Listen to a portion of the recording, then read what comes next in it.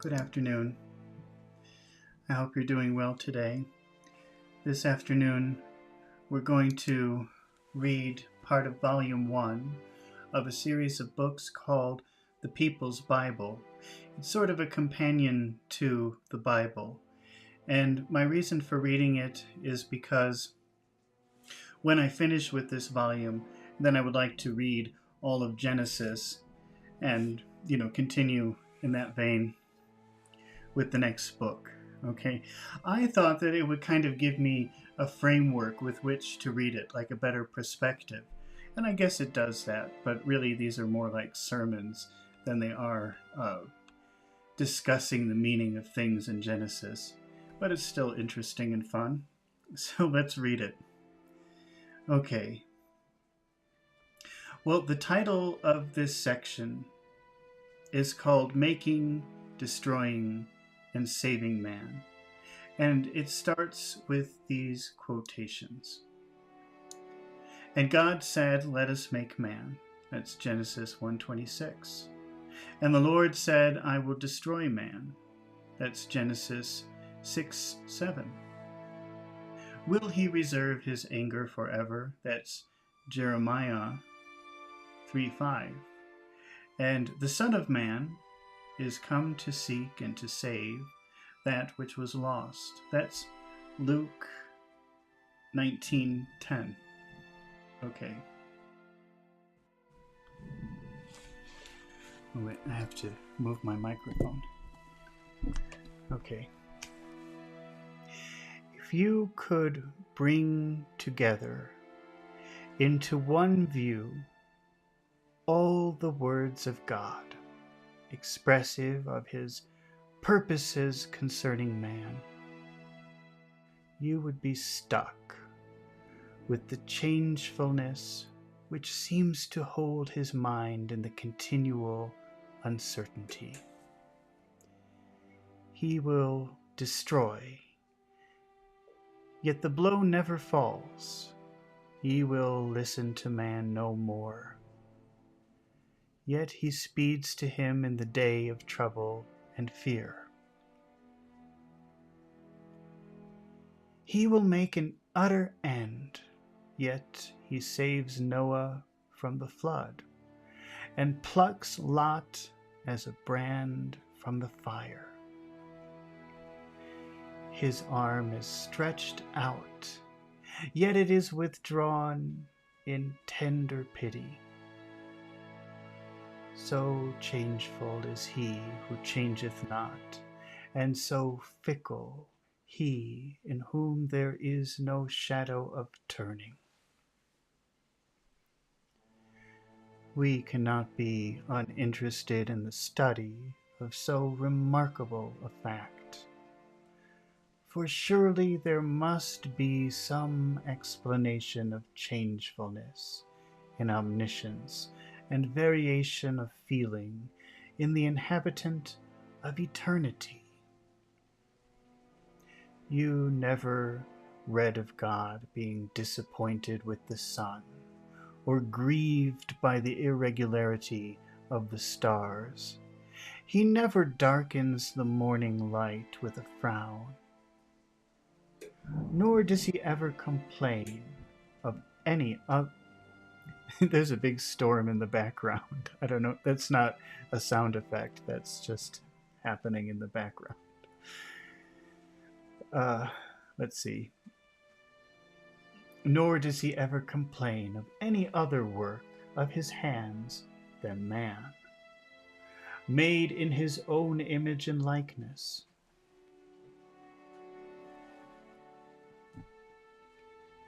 He does indeed say that he will destroy both man and beast, and the creeping thing, and the fowls of the air. But it is wholly on the account of man's sin. For as everything was made for man, so, when man falls, all that was made for him and centered in him goes down in great collapse. Why should there be blithe bird music in the house of death? Why should the earth grow flowers when the chief beauty has lost its bloom? So all must die in man. When he falls, he shakes down the house that was built for him. So we come again to the solemn but tender mystery of God's changefulness, and ask in wonder, yet in hope,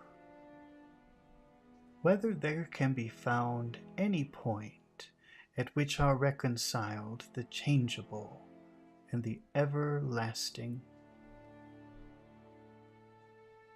But let us be sure that we are not mistaken in the terms of the case. Is it true that there is any change in God? Is not the apparent change in him the reflection of the real change that is in ourselves? I not only undertake to affirm that such is the case, but I go farther and affirm that the very everlastingness of the divine nature compels exactly such changes as are recorded in the Bible.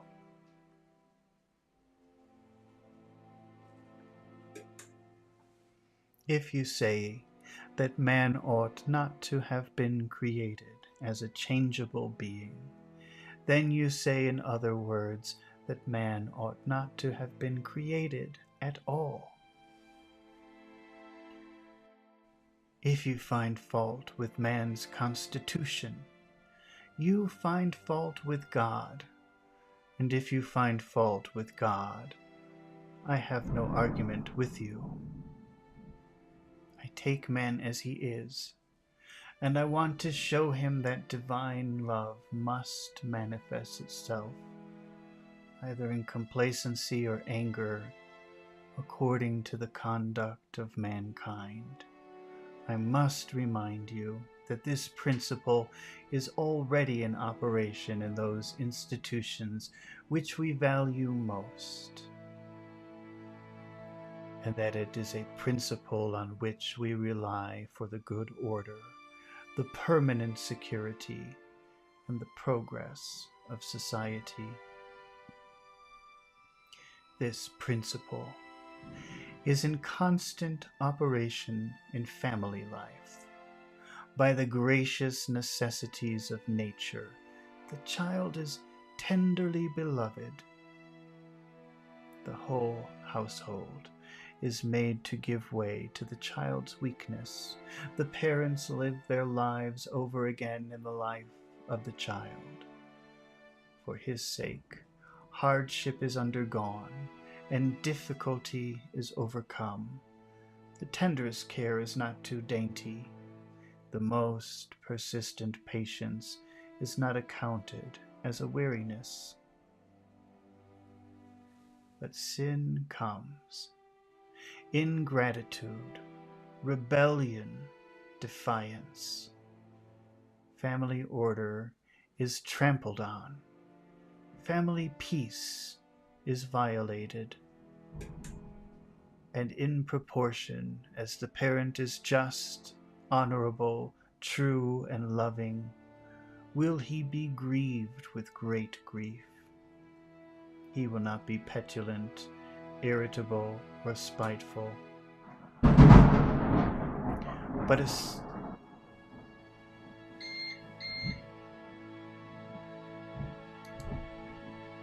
Am I still connected? Sorry, I'm having a storm and my electricity has gone out. Well, maybe it will come back on. So I'll continue and hope that I can finish this before my battery runs out. Let's see. Okay, where do we go?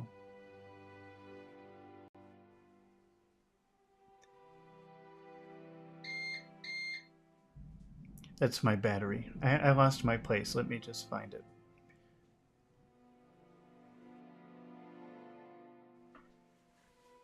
He will not be petulant, irritable, or spiteful, but a solemn and bitter grief will weigh down his desolated heart. Then he may mourn the child's birth and say, with breaking and most tearful voice, "It had been better that the child had not been born." Then still higher aggravation comes. Something is done which must be visited with anger, or the parent must lose all regard for truth, and for the child himself now. All punishment for wrongdoing is a point on the line which terminates in death. Consider that well, if you please. May indeed be so accepted as to lead to reformation and better life. But that does not alter the nature of punishment itself. Punishment, simply and strictly as punishment, is the beginning of death. Have you then changed in your parental love because you have punished your child? Certainly not. The change is not in you, it is in the child. If you had forborne to punish, then you would have lost.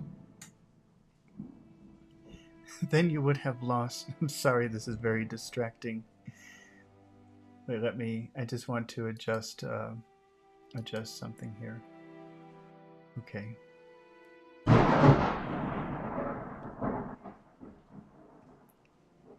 If you are right-minded, you will feel that destruction is better than sinfulness, that sinfulness as such demands destruction. And if you knew the full scope of your act, you would know that the very first stripe given for sin is the beginning of death. But I remember the time when you caressed that child and fondled it as if it was your better life. You petted the child, you laid it on the softest down, you sang it your sweetest lullabies, you lived in its smiles. And now I see you, rod in hand, standing over the child in anger. Have you changed? Are you fickle, pitiless, tyrannical? You know you are not. It is love that expostulates. It is love that strikes. If that child were to blame you for your changefulness, you would know what to reply, to make. Your answer would be strong in self-defense, because strong in justice and honor. We have exactly the same thing in the larger family called society. When a man is punished by society, he is not a proof that society is fickle in temper. It is rather a proof that society is so far conservative and even everlasting in its substance as to demand the punishment of every offender. Society is formed to protect and to consolidate all that is good and useful in its own multitudinous elements. Yet society will not hesitate to slay a man with the public sword if marks of human blood are upon his hands.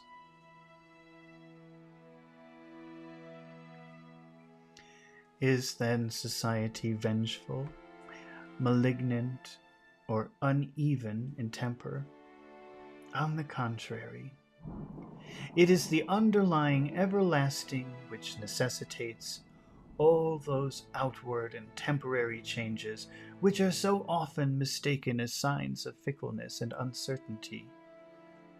What the everlasting cannot tolerate is dishonor, tyranny, wrong or impureness in any degree. Society offers rewards today and deals out punishments tomorrow. At noon, society may crown you as a benefactor. At midnight, society may drag you forth as a felon. The same society, not fickle or coy, but self-protecting and eternal in righteousness.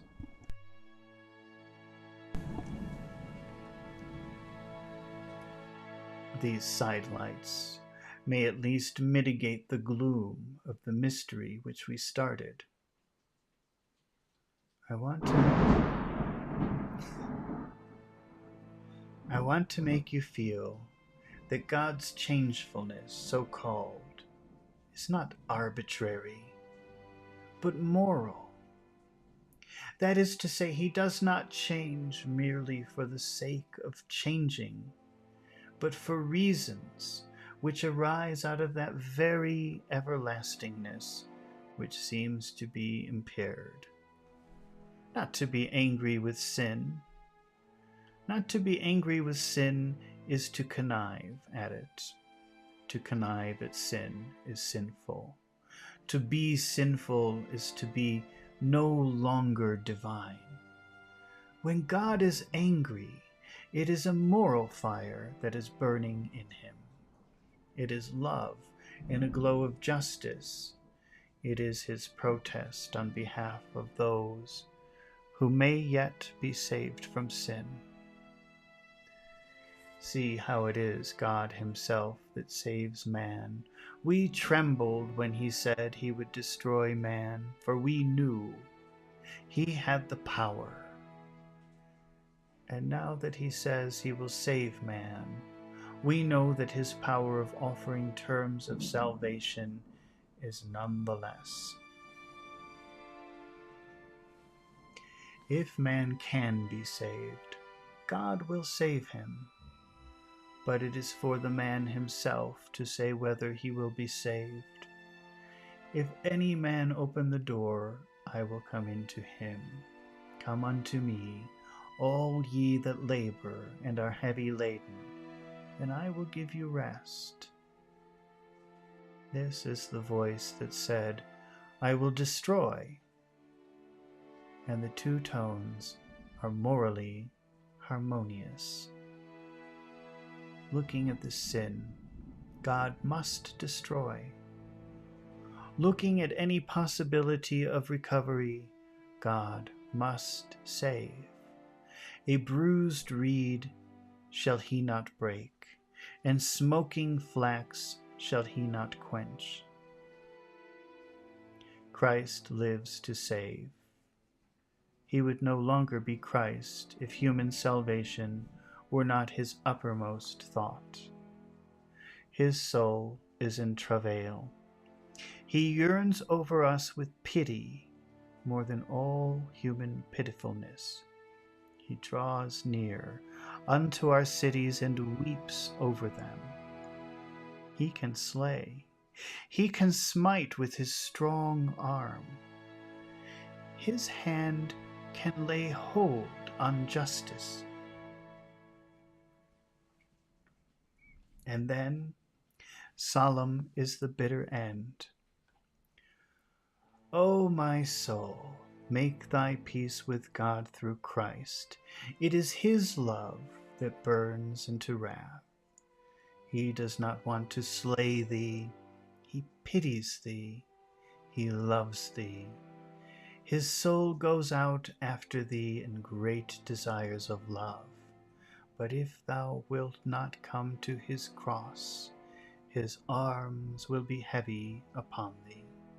How true, then, is it that there is an important sense in which God is to us exactly what we are to him.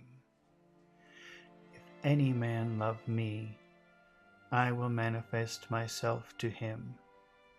That is the great law of manifestation. Have I a clear vision of God? then I am looking steadily at him, with a heart that longs to be pure. Can I not see him? Then some secret sin may be holding a veil before my eyes. I have changed, not God. When I seek him, he will be found of me.